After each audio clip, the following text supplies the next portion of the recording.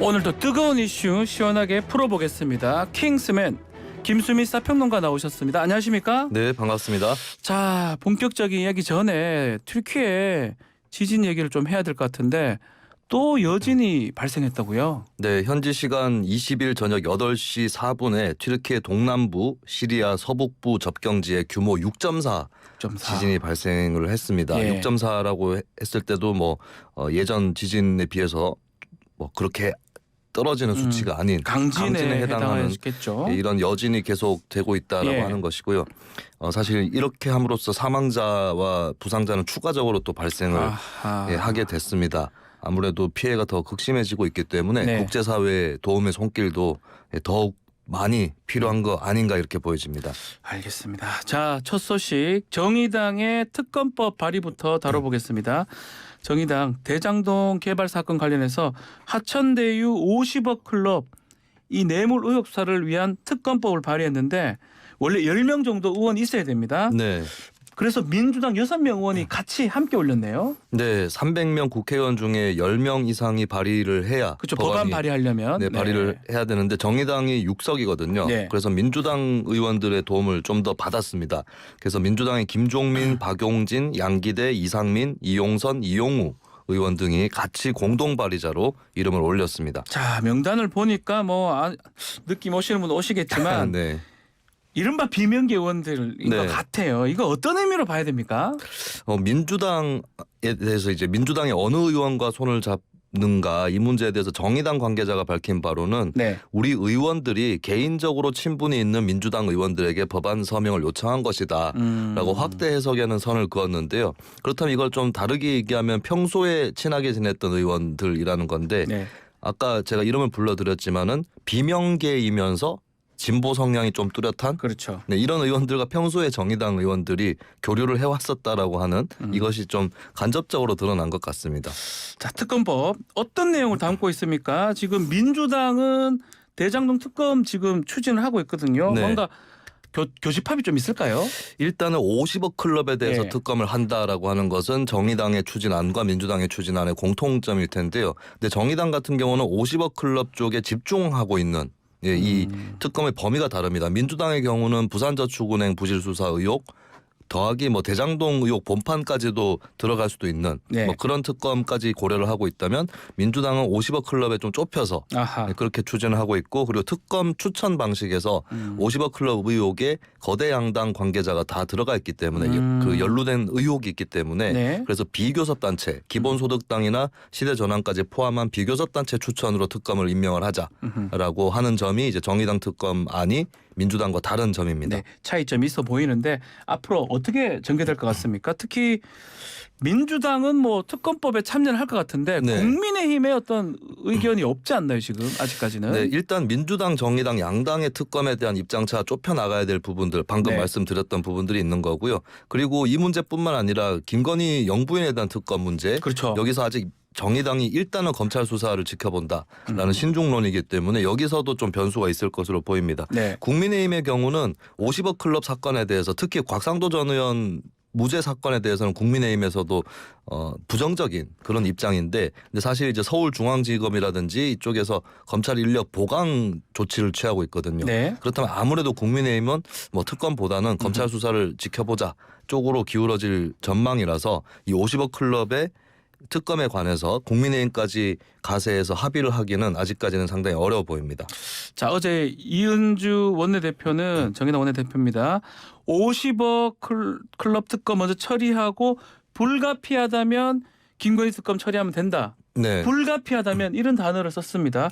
불가피하다면 이게 어떤 뜻인지 여론을 얘기하는 건지 김건희 특검 관련해서 정의당의 입장이 바뀐 건지 어떻게 해석이 가능합니까? 정의당이 특검에 대한 신중론을 밝히고 나서 그 뒤에 며칠 동안 설명을 한 것이 있었는데 특검 자체는 반대하는 게 아니고 검찰 수사를 먼저 촉구를 한 다음에 그걸 지켜보고 특검으로 가는 것을 검토하겠다라는 거였거든요. 그럼 불가피라고 하는 것은 검찰이 어떻게 움직이는지 나아가서 법무부에 한동훈 장관이 수사지휘권을 발동하는지 안 하는지 이런 것들이 마지막 관건이다. 만약에 검찰이나 법무부에서 변화의 조짐이 없다라고 한다면 특검에 들어갈 수도 있다. 이렇게 해석을 할 수 있을 것 같습니다. 것 같습니다. 알겠습니다. 특검 상황은 지켜보기로 하고요. 다음 소식은 노조 이야기입니다. 노동조합 회계 투명성 관련해서 윤석열 대통령이 재차 경고의 메시지를 보냈는데요. 단호한 조치 불가피하다 이 강경 입장을 냈는데 그 배경은 뭡니까? 일단은 뭐 최근 들어서 윤석열 정부가 양대 노총, 특히 민주노총 쪽하고 충돌을 많이 해왔었는데 이번에는 이제 주제가 뭐 다른 뭐 법적인 개편 이런 걸 떠나서 회계장부의 투명성, 투명한 공개 이런 점들을 일단 주된 관점으로 잡고 추진을 또 하고 있다고 봐야 될 것 같고요. 그리고 어제도 이제 이정식 고용노동부 장관이 윤석열 대통령에게 관련 보고를 했고 또 이후 브리핑에서 노동조합의 지금 회계장부 비치 보정 결과를 제출하지 않은 노동조합에 대해서 미이행 시에 과태료를 부과할 것이다. 뭐 이렇게 또 밝히기도 했습니다. 자, 노조가 입장이 있을 것 같습니다. 네, 노조 입장은 이겁니다. 그러니까 지금 왜 지자체라든지 정부에게 보조금을 지급을 받고 그런 지급받는 단체가 왜 회계를 투명하게 공개하지 않느냐 얘기가 나오고 있는 것인데 양대 노총의 얘기는 우리는 보조금을 받아서 펼치는 사업에 대해서는 다 회계 심사를 받고 있다. 근데 정부는 지금 다른 것에 대해서도 보조금 사업이 아닌 부분에 대해서도 공개를 하라고 하는데 공개해야 될 의무가 없다. 법적으로도 없는 것이고 그리고 이제 민주노총의 경우는 정부하고 다른 얘기를 하고 있어요. 정부는 민주노총 사업장 상당수가 회계장부를 제출하고 있지 않다라고 했는데 민주노총에서는 우리는 제출을 했는데 우리가 속에 있는 내용까지 다 제출해야 될 이유는 없다. 왜냐하면 현행법상으로 주된 사무소에 장부를 비치해야 될 의무가 있기 때문에 표지 정도를 제출하는 것으로 그러면 이게 비치돼 있다라고 하는 증거이기 때문에 그렇기 때문에 지금 현재 양쪽 입장이 많이 갈려 있는 그런 상태고 또 양대 노총에서는 사용자 단체들도 보조금을 받고 있는데 그럼 사용자 단체에 대해서도 이렇게 할 것이냐, 이렇게도 반문을 하고 있습니다. 자, 윤석열 정부하고 좀 배치되게 이재명 대표 민주당 측이죠. 노란봉투법 추진 관련한 민생 행보를 이어갔는데 정반대 행보라고 봐야 될 것 같아요. 그렇습니다. 뭐 국민의힘에서는 민주당은 왜 노란봉투법 지난 정부 때는 안 했느냐 이렇게도 반문을 하고 있는데 어쨌든 현재 민주당은 정의당이라든지 또 노동계하고 어느 정도 연대를 해서 노란봉투법, 그러니까 노조법 2조 3조 개정 운동이죠. 이것을 추진을 하고 있고요. 이재명 대표의 경우는 국회 정문 앞에 있는 농성장을 찾아서 노란봉투법 추진을 또 약속을 하는 이런 모습이 사실 이제 많은 지적들이 있죠. 보통 때 이제 거대 양당의 어떤 노동 정책에 크게 차이가 없다. 이런 지적들이 평소에는 많이 있는데 최근에는 윤석열 정부의 선택 또 이재명 대표의 선택 이런 것들이 같이 작용을 하면서 차이가 커 보이는 이런 형국이 또 펼쳐지고 있습니다.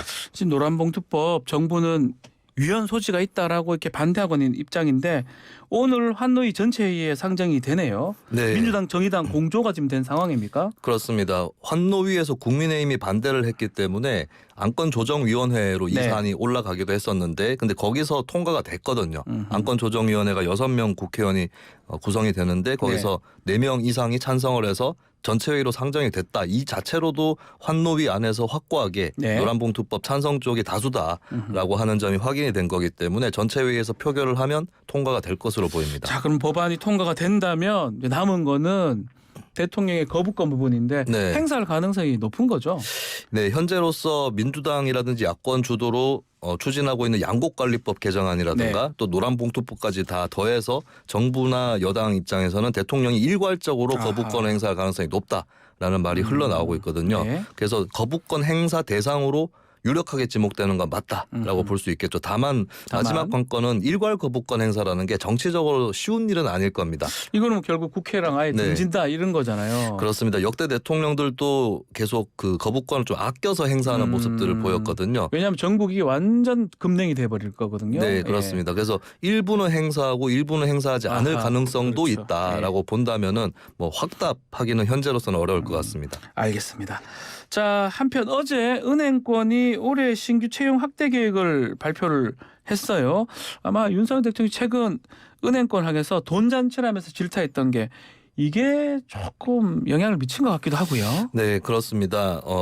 은행연합회가 20일 발표한 국내은행 2023년 상반기 채용 계획에 따르면 20개 은행은 지난해 상반기보다 최소 48% 인원 규모로는 742명이 많은 2,288명 이상을 신규 채용할 예정이다. 아하. 이렇게 발표가 되고 있습니다. 예.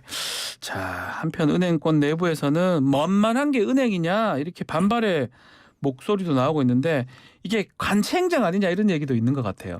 네, 은행 입장에서는 이제 사상 최대 실적이라든지 높은 물가 상승률 이런 것들을 고려해서 기본급도 올리고 성과급도 올리고 있다. 네. 이렇게 설명을 하고 있고 또 정부의 정책에 지금까지 맞춰서 왔고 또 대손 충당금 적립 많이 하라고 할 때도 적립률 높여왔고 사회 환원도 확대를 해왔다. 이런 불만들도 어느 정도는 나오고 있는 그런 상황이라서 이것이 이제 정부에서 좀 관여하는 부분에 대해서 관체행정이다. 또 이런 얘기도 나오고는 있습니다. 네. 자, 비슷한 얘기가 또 나오고 있어요. 어제 정청래 민주당 최고위원이 극단적 선택을 막자고 번개탄 생산을 금지하느냐 이런 네. 얘기가 있는데 이거 무슨 말입니까? 네, 이게 보건복지부 네. 쪽에서 발표를 한 대책인데요. 이제 우리나라의 자살률이 상당히 높은 상황이고 그것을 좀 어느 정도 해소하기 위한 자살 예방 계획에 대해서 이제 보건복지부가 방안을 수립을 하고 있는 단계인데요. 여기에 내용에 보면은 공청회에서 일단 발표된 겁니다. 이게 최종 시한은 아니라고 봐야 되겠죠. 산화형 착화제가 사용된 번개탄 생산을 금지한다. 번개탄 생산을. 네. 이제 극단적 선택 사례 중에서 많죠. 2021년 중에 한 15.1%가 번개탄을 사용한 그런 사례고 이제 온라인 유통이나 판매 제한을 하기 어려워서 개인이 쉽게 손에 넣을 수 있다. 이 점에 복지부가 주목을 했다고 하는데 근데 이것이 이제 뭐 그런 용도로만 당연히 쓰이는 것이 그러니까요. 아니고 다른 데 쓰잖아요. 일상 용품으로 쓰이는 것이고 그리고 구조적이고 근원적인 이 극단적 선택에 대한 원인 이런 것들을 해소를 해야 되지 않겠느냐라고 하는 데 있어서 여론이 비판이 좀 커지고 있습니다. 이것뿐만 아닌 것 같아요. 최근 정부 현안에 대응하는 모습을 좀 보면 쌀 수확량 줄이기 위해서 우량도 품종 보급을 금지한다라는 얘기도 있고 또 내년까지 소 14만 마리 줄여서 한우 가격을 안정화시키겠다. 이런 또 얘기도 있는데 네. 이런 대응 어떻게 봐야 됩니까? 일단 이제 이 농림축산식품부에서 발표한 방안인데요.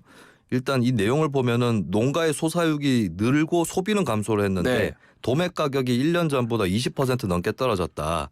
그래서 이거는 소비자들은 또 가격 하락을 체감하기는 어렵고 농가 입장에서는 또 도매 가격이 떨어지고 이렇기 때문에 소의 어떤 이 사육량을 줄이겠다. 14만 마리를 줄이겠다라고 하는 이 대책인데 근데 농가에서 이제 이것을 현실적으로 받아들일 수 있을 것이냐 뭐 이런 부분들을 이제 더 검토를 해봐야 되는 그런 상황이 될 것 같습니다. 단순한 것 같아요. 그냥 많으니까 네. 줄이자 이렇게 해서 정책이 될지. 네. 알겠습니다. 자, 천공 관련 소식도 다뤄보겠습니다. 어제 국회 정무회에서 천공을 두고 여야가 치열한 공방을 벌였는데 결국 그 천공이 대통령실 관저 개입 의혹 그것 때문인 거죠? 네, 그렇습니다. 이게 대통령실 문제면 국회 운영위원회에서 네. 다룰 만한 사안인데 정무위원회에서 이게 불거진 이유는 정무위원회의 그 전체 질의에 참석을 하는 부서 중에서 국무조정실이 있습니다. 국무조정실이 아무래도 국정 전반에 관련된 그런 또 주제를 다루고 있는 것이고 네. 박문규 국무조정실장이 출석했을 때에 이른바 천공 개입 의혹에 대한 이야기가 오고 가게 됐습니다. 자, 민주당 연일 천공에 대한 공세를 이어가는 상황인데 어제는 주술과 무술 정치가 판치는 게 나라가 망하는 징조다라고 거세게 몰아붙였고요. 국민의힘은 반면에 공상소설에 나올 듯한 내용이다라고 반박을 한 상황입니다. 네, 민주당에서는 주로 박성준 의원이 포문을 열었는데요. 역사의 고전을 보면 망징이라는 게 있다라고 했습니다. 망하는 징조, 망징. 네, 예. 국가이기의 징조, 망하는 징조라고 운을 뗐는데 그러면서 스스로 천공이 나와서 대통령과의 사적 관계, 친분 관계를 얘기하고 대통령실 이전이나 관저에 대한 얘기라든지 이런 전반적인 의혹이 나오고 있다. 이쯤 되면 대통령실이나 국무조정실에서 조사하고 원천적으로 봉쇄하는 거 아닌가 이런 지적을 했습니다. 네. 여기에 대해서 국민의힘 의원들은 또 반발을 했는데요. 네. 뜬금없는 간신 세력, 천공 등 공상소설에 나올 듯한 얘기를 가지고 질의를 하는데 위원장이 엄중히 지적해야 된다 항의를 하는 송석준 의원의 목소리도 있었고요. 여당 간사인 윤한홍 의원의 경우는 정무위 소관 업무와 관계없는 여러 정치 공세를 시작하면 서로 힘들어진다. 천공인이 간신인이 하는 것은 민주당의 일방적인 주장이다. 뭐 이렇게 얘기를 하면서 또 윤한홍 의원은 청와대 이전 업무를 자신이 총괄했는데 천공이 누군지 모른다 뭐 이런 말을 하기도 했습니다. 그 천공 관저 답사 의혹을 제기했던 김종대 전 의원 경찰 조사가 어제 있었는데 네. 김종대 의원은 저희와 인터뷰에서 마스크 밑으로 긴 수염 봤다는 증언 그걸 들었다면서 천공 개입을 확신한 모습을 보였었어요. 네, 일단 김종대 전 의원이 경찰 조사를 네. 받은 내용도 좀 어느 정도 얘기를 했는데요. 1월 4일 조사를 받았고 시간이 짧았고 내용이 아주 부실했다. 2시간도 조사를 안 한 것 같다. 형식적인 질문만 하더라. 네. 라고 했고 이제 본인이 그래서 왜 이 집무실 얘기가 없냐. 관저 얘기만 경찰이 자꾸 하니까 왜 집무실 얘기가 없냐. 이렇게 얘기를 하니까 경찰에서는 고발된 내용만 수사할 뿐이다. 네. 라고 했다는 것이고 이제 고발 내용이 그러면 김종대 전 의원 입장에서는 부실하다. 경찰 수사도 부실한 것이고 그리고 오히려 이 천공 개입 의혹에 대해서 증언을 해줄 수 있는 사람들은 많다. 네. 그리고 구체적이다. 이런 얘기를 또 김종대 전 의원이 한 것입니다. 네, 알겠습니다. 자, 해외 소식도 전해드리겠습니다. 조 바이든 미국 대통령이 20일 러시아 침공 1년을 앞두고 우크라이나 수도 키이우를 전격적으로 방문해서 젤렌스키 우크라이나 대통령과 회담을 했습니다. 이게 아무런 예고 없이 이루어진 거라면서요? 네, 그렇습니다. 굉장히 갑작스럽게 이루어졌고요. 이건 물론 계획 없이 갑자기 계획이 된 것인지 아니면 계획을 해두다가 갑자기 실행이 된 것인지는 알 수가 없겠지만 그동안에는 바이든 대통령이 이렇게 직접적으로 키이우를 방문하는 것은 넘지 않을 선으로 해석이 되기도 넘지 않은 했었습니다. 선이기도 하고 위험하기도 하고 여러 가지 네네. 또 이해관계가 있지 않나요? 그렇습니다. 바이든 대통령이 전격적으로 우크라이나에 대한 지원을 하겠다라고 하는 것은 새삼스러운 일은 아닌데 네. 그래도 차마 현지까지 방문을 하겠느냐라고 그렇게 생각한 사람들이 많았습니다만 그 예상을 깨고 결국에 키이우를 방문을 했다라고 하는 것이고 그렇다면 더더욱이나 전격적인 지원을 하는 것이다라는 네. 그런 약속 이런 것들을 재확인했다고 볼 수 있겠죠. 기차로 지금 뭐 몇 시간 타고 가서 이렇게 깜짝 방문을 했다고 극비리에 방문을 했다고 하는데 이렇게 되면 우크라이나 사태를 앞으로 어떻게 되는 겁니까? 전쟁이 끝날 기미도 보이지 않고요. 네, 일단 뭐 바이든 대통령의 방문 여부와 상관없이 전쟁은 길어지고 있는 그런 분위기입니다. 동박스 지역에서는 러시아 공격이 계속되고 있고 또 러시아에서는 보병 부대가 추가로 대거 투입이 된다거나 또 심지어는 전투기가 집중 배치됐다는 정보도 흘러나오고 있는 그런 상황이거든요. 네. 우크라이나는 우크라이나대로 굉장히 결사항전하는 그런 모습이기 때문에 이게 전쟁이 좀 평화 협상이 진척이 되기보다는 장기화될 것이다. 소모전이 될 수 있다. 이런 전망이 좀 더 유력하게 흘러나오고 있습니다. 네, 푸틴 러시아 대통령도 내일 의회에서 국정연설에 나설 예정입니다. 어떤 입장을 밝힐지 주목이 됩니다. 자, 킹스맨 여기서 마무리를 하겠습니다. 김수민 평론가 감사합니다. 네, 고맙습니다. 1부 마치겠습니다.